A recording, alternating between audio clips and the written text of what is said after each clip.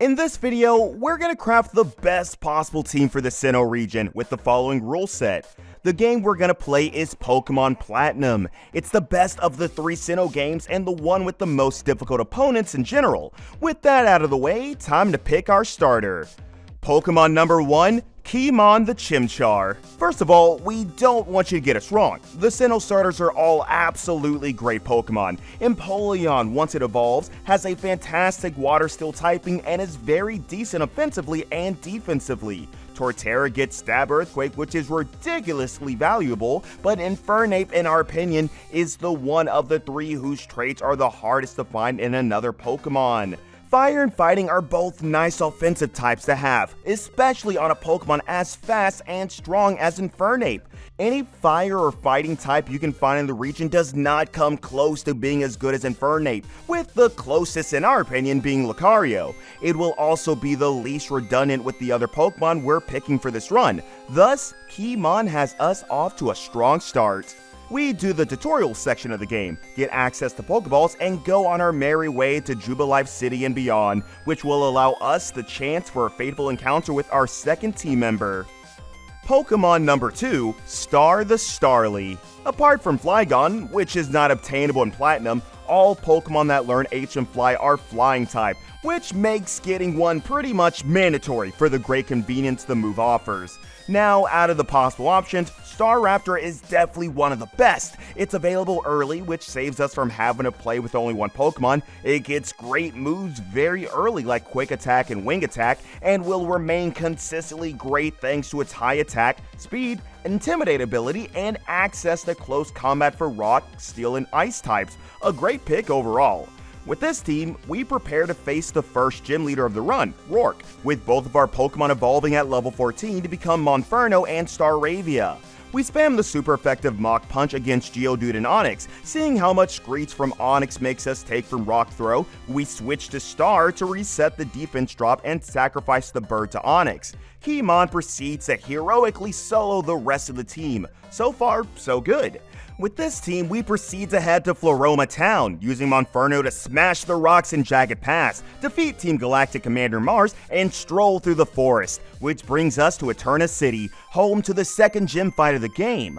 To nobody's surprise, this fight is very easy, given that both of our Pokemon just beat up grass types. In fact, we managed to win using only Star. With this massive victory, we proceed to enhance our team further before the next challenges. Pokemon number 3, Fishy the Magikarp. Magikarp is one of the most notoriously great Pokemon to ever exist, but you may be wondering, why the heck would you guys pick 2 flying types which have 2 shared weaknesses to Rock and Electric in your perfect team? Well, dear viewer, it happens that we needed both of those Pokemon, Staravia for the HM Fly value, which Gyarados does not get, and Gyarados, well, it will be particularly useful at some point in the future. And as far as the weaknesses to Rock and Electric, it is indeed a problem that we will proceed to fix immediately.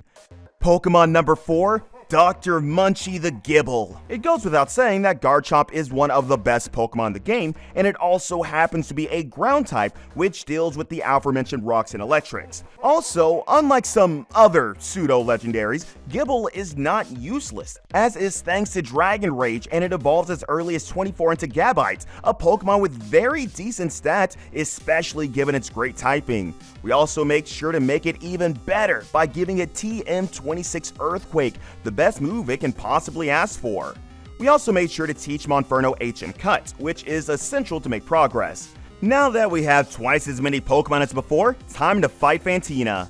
We lead with Monferno to make sure Duskull cannot burn us and easily 1v1 the Mystery Dungeon Bank Manager. Monferno also disposes of the Haunter that comes next, leaving only the scary Mismagius. To beat Mismagius safely, we proceed to sack the monkey and bring Gyarados, which has Bite for the ghost types. After getting confused, we go Star to reset the confusion and try to do damage, but get hit with confusion twice. However, Gyarados manages to easily win from here, as Mismagius does not do nearly enough damage to scare a non-confused Gyarados. So far, so easy.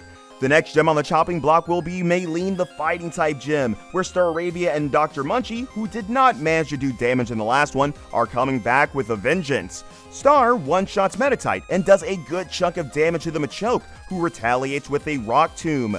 This not only does great damage, but slows Staravia down, which lets Machoke KO us with strength. This, however, lets us bring Dr. Munchie, which earthquakes Machoke, manages to survive a stab crit drain punch like an absolute champ, and one-shot Lucario with an earthquake. After winning our 4th gym badge, we head to Pastoria City, home to Crusher Wake, the water gym leader. We lead with Staraptor to intimidate the Gyarados, then switch to our own Gyarados on Waterfall, effectively halving our foe's offensive power. We proceed to spam Dragon Rage to win the Gyarados face-off. Next up is Quag, which we click Dragon Rage against, kind of forgetting it has Rock Tomb. Oopsie. We quickly correct our mistake by going Munchie and earthquaking the Quag down. Floatzel is last, and a revenge kills Gabite with a quad-effective Ice Fang. We send Gyarados, who not only intimidates Floatzel, but deals huge damage with 2 Dragon Rages before falling to Wake's ace. But thanks to this chip, Staraptor can come in and snatch a kill with Fly. Our perfect team is still undefeated.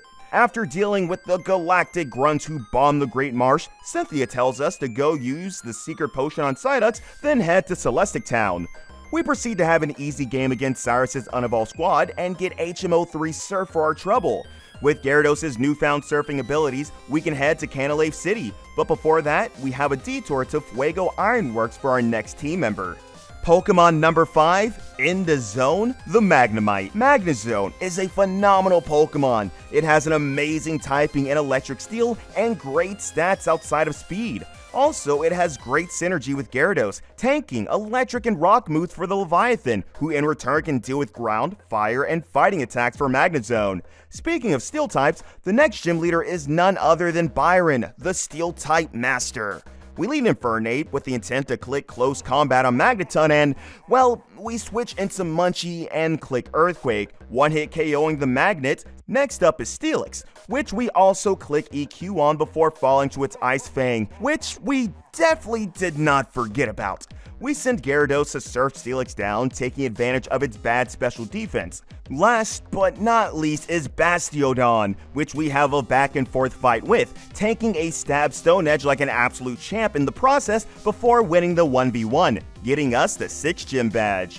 After a couple of very uneventful Galactic Commander fights, we're tasked to go to Snow Point City, which can be accessed with the help of Gabite learning HM Strength. Once there, we head straight into Canis's gym, our Infernape getting ready to wreak havoc. Infernape gets outsped by Sneasel due to it having a sassy nature, but it easily destroys both Sneasel and Piloswine with one hit apiece. Next up is Frostlass, which we deal with by switching to Magnezone. Frostlass proceeds to freeze the magnets, but living up to its nickname, Magnezone finds the resolve to thaw out immediately and destroy the ghost Pokemon and the Obama snow that comes after. So far, so good. After taking a detour to Veilstone City, then to Spear Pillar, then to wherever the Distortion World is supposed to be located, all in order to save the world, blah blah story blah blah. We finally managed to somehow remember how to do the Distortion World puzzles and get out of there. Is it me, or is the Distortion World awesome exactly once, then really a drag when you replay it? Anyway, thanks to our elite squad and Infernape learning Rock Climb, we are finally free to get back to our main quest. Last but not least is Gym Leader 8, Volkner, who is so tough that he literally got bored from the video game. This fight will surely be a test to our skills, resolve, and mastery of all the— oh, wait, Dr. Munchie outspeeds and one-shots everyone on his team. Okay, never mind. With all gyms done, we go through Victory Road and are finally ready to take on the hardest challenge in the entire game, the Elite Four. But you may say, wait, you only have 5 Pokemon. Yep, sir, and those are 5 Pokemon that are all that you need to beat the video game. Now, we definitely could have added a Pokemon that was just generally good and helped out. The teams we built for previous gens definitely did not need all of their members to win, but any Pokemon we thought of either felt inconvenient to add or redundant with our current 5. Also, we thought it was funny that these 5 could, in our estimation, win by themselves. If you want to try these 5 Pokemon, we recommend you have an HM friend like B-Barrel to help out with stuff like Cut and Rock Climb, letting your other guys have better moves to use. But as we showed, that is not even necessary, at least not so far. So will these 5 Pokemon beat up the entire Elite Four and Champion Gauntlet? Let's see. First is Aaron, which we lead Gyarados against, and this is why we picked Gyarados in our team. Gyarados is a water-type Pokemon, which is very good against both Bertha and Flint, but more importantly, it is one of the best Dragon Dancers in the entire game.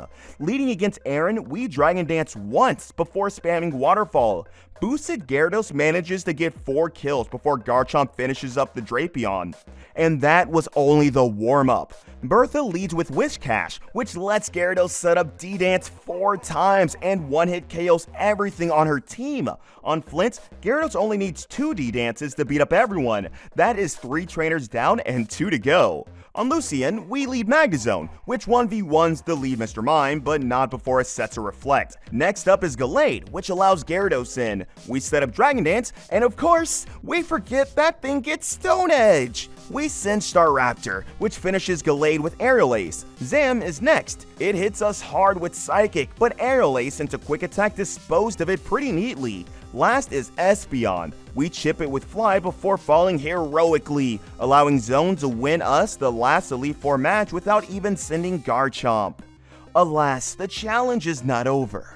Not only is there one more trainer left for us to conquer, but that trainer is the strongest one so far, and has a numerical advantage with her full team of 6. Time to face Cynthia. We lead with Magnezone, which easily tanks Shadow Ball and chips the Spiritomb for very good damage with Discharge. Seeing she is at a disadvantage, Cynthia switches to her Ace Garchomp on her second Discharge, a true champion level play. We make sure to return her favor by switching to Gyarados on the Earthquake she fired towards Magnezone. The intimidated Chomp tries to Dragon Rush us but misses, allowing us to Dragon Dance, which makes us faster than it. We then one-shot the dragon with a quad-effective Ice Fang. Togekiss is next. We hit a Waterfall, and we get a huge flinch, getting our second kill in a row without any damage taken on Gyarados. Next is Lucario. We hit Waterfall again and take a Stone Edge from it. We then use Surf thanks to not having any more Waterfall PP at that point, which barely fails to KO the Steel Dog that KOs us in return. We send an Infernape next. Cynthia heals her Lucario, but it promptly gets one-shot by Close Combat, allowing Melodic. We elect to just hit Close Combat and let Infernape die because it doesn't really help in the rest of the fight, as Magnezone can just step in and spam Discharge, taking care of Melodic and the incoming Spiritomb. It's funny how Garchomp was only sent once in this entire Elite Four Gauntlet, and we could have beaten the Drapion without it anyway. But regardless, our team of 5 climbs the ranks of the Hall of Fame after defeating not only the Elite Four and Champion, but the entire Sinnoh region all by themselves. So, what do you think of our perfect Sinnoh team? Would you play through Platinum with it? What is your version of this team? Please feel free to tell us in the comments below, and check out our best team for Gen 5.